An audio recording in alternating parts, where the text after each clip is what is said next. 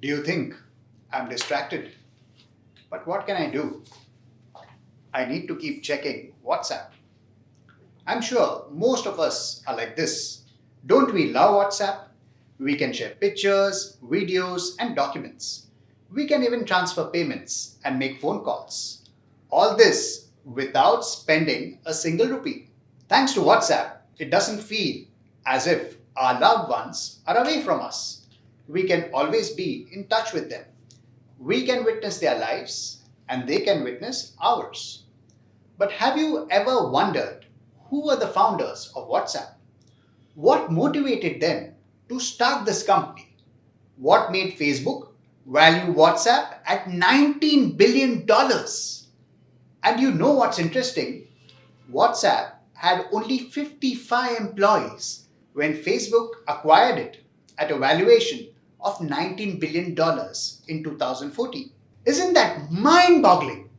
$19 billion and just 55 employees.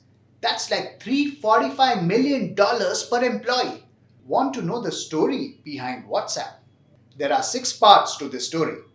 Jan Com's childhood, a career path that led him to meet his co-founder, the birth of WhatsApp 1.0, WhatsApp's growth trajectory, grabbing the attention of VCs, and the mega deal with Facebook. So grab your bucket of popcorn and get comfortable while we take you through the journey of WhatsApp.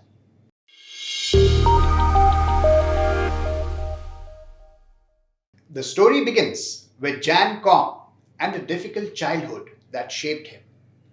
Jan was born on 24th February 1976 in Kyiv, which was then a part of the Soviet Union. His father built hospitals and schools as a construction manager, but their house did not have hot water. His parents rarely used the phone, fearing that the government had tapped it. In 1992, Jan, his mother and grandmother moved to the US to have a better life. Jan was 16 when he migrated to Mountain View, California.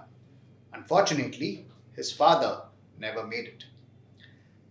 Jan, his mother and grandmother lived in a small 2-bedroom apartment. His mother took up babysitting, while Jan cleaned a grocery store to make ends meet. But soon, his mother contracted cancer, so they lived off her disability allowance. Jan was not fond of school, so he quickly found that programming interested him instead. He learned programming from networking manuals bought at a used bookstore. At 18, Jan had become a skilled network engineer while graduating from high school. He later enrolled at San Jose University, moonlighting as a security tester at Ernst & Young.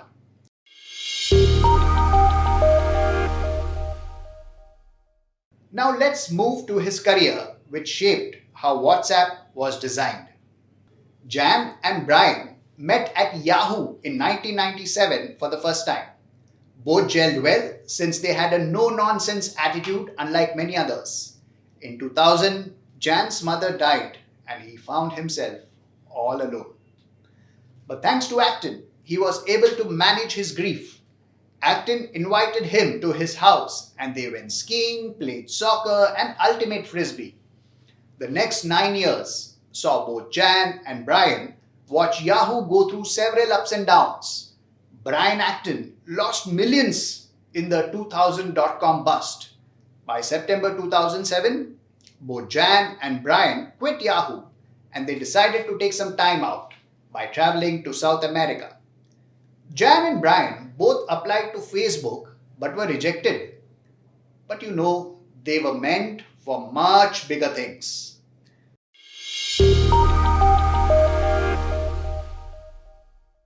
The birth of WhatsApp 1.0.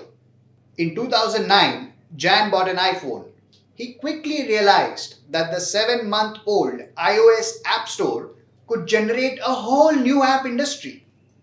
He visited his friend Alex Fishman, who invited the local Russian community to his place in West San Jose for pizza and movie nights. Jan and Fishman spent hours talking about building an app. Jan wanted an app that would help individuals show their statuses next to their names. The statuses would show if you were on a phone call, your mobile battery was low, or you were working out at the gym. Jan would work on the back end, but he needed an iPhone developer. So Fishman introduced him to Igor Solemnikov, a Russian developer he found on rentacoder.com. And the app was called, yes, you guessed it right, WhatsApp, because it sounded like "What's up?" A week later, on his birthday, 24th February 2009, Jan incorporated WhatsApp Inc. in California. Jan spent several days creating the backend code to sync his app with any phone number in the world. During the early days, WhatsApp crashed often or got stuck. Jan felt that he should close this venture and start looking out for a job. But Brian encouraged him to give it a few more months. A few months later, Apple launched the push notifications add-on in June 2009. This add-on let developers ping users when they weren't using an app. This was a crucial turning point in Jan's WhatsApp story. Jan updated WhatsApp, so each time someone changed their status, can't talk, I'm at the gym, it would ping everyone in their network. Jan watched the statuses change and realized he had accidentally created a messaging service. Around this time, BlackBerry's BBM offered a free messaging service, but it was only for BlackBerry users. Gtalk and Skype were available too. But using WhatsApp was such a simple experience since you could log in using your mobile number. Jan released WhatsApp 2.0 with a messaging component and watched his active users rise to 250,000. This is when Jan asked Brian to start working with him. Brian realized WhatsApp offered a rich experience, much better than MMS messages. Brian and Jan started working out of the Red Rock Cafe, a startup founder's watering hole on the corner of California and Bryant in Mountain View. Both spent months scribbling notes and typing code. Brian got 5 Yahoo employees to invest $250,000 as seed funding. Brian officially joined WhatsApp Inc. as co-founder and stakeholder on 1st of November 2009.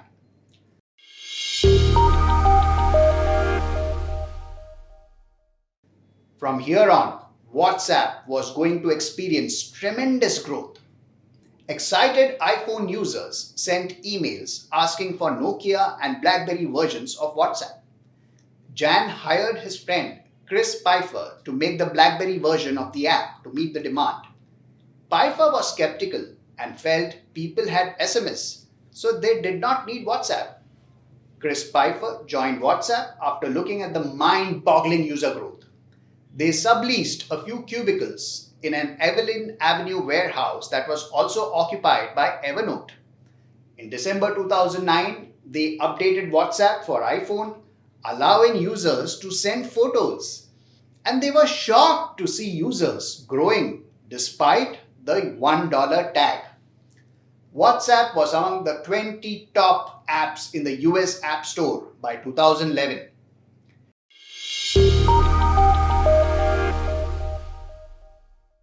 Venture capitalists knew WhatsApp was viral. Many tried connecting, but Jan and Brian rejected all requests to talk. But Sequoia partner Jim Goetz followed them persistently for 8 months to get them to talk. Jim Goetz had met other companies like Pinger, Tango, and Beluga, but felt WhatsApp ruled the roost. He was surprised to know WhatsApp was paying corporate income taxes. Eventually, Jim, Jan, and Brian met at Red Rock Cafe. He promised not to push advertising models on the founders and only act as a strategic advisor. Jan and Brian agreed to take $8 million. This was on top of the seed fund of $250,000. WhatsApp's user base grew to 200 million active users and employees to 50 by February 2013. Jan and Brian decided it was time to raise more money but held a second round in secret. Sequoia agreed to invest an additional $50 million, valuing WhatsApp at $1.5 billion.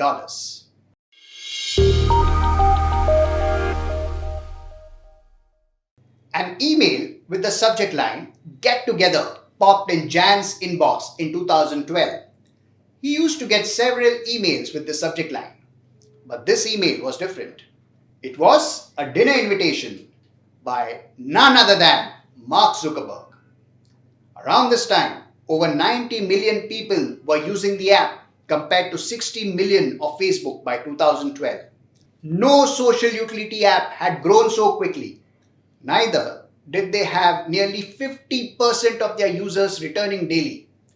Jan and Mark met at Esther's German bakery, a discreet location 20 miles away from Facebook's campus. It took Mark Zuckerberg 2 years to convince Jan. Why did Mark Zuckerberg buy WhatsApp in a hurry? Mark and Jan rarely went to networking events at Silicon Valley. They became friends and met for dinner once a month. In June 2013, Brian and Jan happened to meet Sundar Pichai, who oversaw Android and Chrome for Google. They bonded over their love for clean and simple digital products. Sometime in early 2014, Pichai felt Brian and Jan should meet his CEO, Larry Page. The meeting was set for Tuesday, February 11th, 2014. A few days before the meeting, a WhatsApp staffer ran into Amin Zufnau and informed him that Com was meeting Page soon. Who was Amin Zufnau? He was Facebook's head of business development. Amin quickly went back to his office and decided to speed up the acquisition deal that had been in the works for almost 2 years. Since Jan and Brian were meeting Larry on Tuesday, Mark invited Jan over to his place on Monday night. Mark indicated that WhatsApp would remain independent and Jan would become a part of Facebook's board. Brian and Jan were more interested in independence than money. However, they believed they were worth $20 billion based on Twitter's market capitalization of $30 billion, WhatsApp's global user base, and their future plans for monetization. Mark's initial bid was $15 billion, but Jan said he was looking for something closer to $20 billion. Mark asked for more time. On 14th February, Jan met Mark at his house and they finalized the details of this deal. On Saturday night, Mark Zuckerberg offered a $19 billion deal with terms that Jan liked. Jan waited for Mark to leave the room before calling Brian and asking if he would like to move forward. Brian agreed. The business development directors, lawyers, and bankers worked through the weekend to get the deal signed by Wednesday before the annual Mobile World Congress in Barcelona. The deal was signed at 101 Moffett Boulevard, the building where Jan collected food stamps as a teenager. Let us look at some numbers now. Facebook bought WhatsApp for $4 billion in cash, $12 billion in stock, plus $3 billion in restricted shares. Jan pocketed $6.8 billion. Brian got $3 billion and Sequoia Capital got $3.5 billion, a 60-fold return on its $58 million investment. Not bad, huh? WhatsApp's 470 million users had erased $33 billion in SMS revenue from wireless carriers. WhatsApp was signing up an unbelievable million users a day from December 2013 onwards. The two co-founders had a combined stake of over 60%, which was much higher than most other tech startups. Why did WhatsApp succeed? It was one of the first mobile apps to sync with a phone's contacts. Brian and Jan had enough experience with Yahoo building networks to scale with servers that could handle millions of people's data without breaking down. Jan and Brian took a different approach instead of the get big fast mentality. WhatsApp's speed and simple interface made it extremely popular. WhatsApp's focus was more on keeping WhatsApp running and users from going away. WhatsApp's motto was simple: no ads, no games, and no gimmicks. And more importantly, they stuck to it. Did you like this video? Then do let us know what you think of the story. क्या आपको ये video पसंद आया? तो फिर ऐसे informative और interesting videos देखने के लिए इन्फॉर्म्ड इन्वेस्टर ऐप डाउनलोड करें.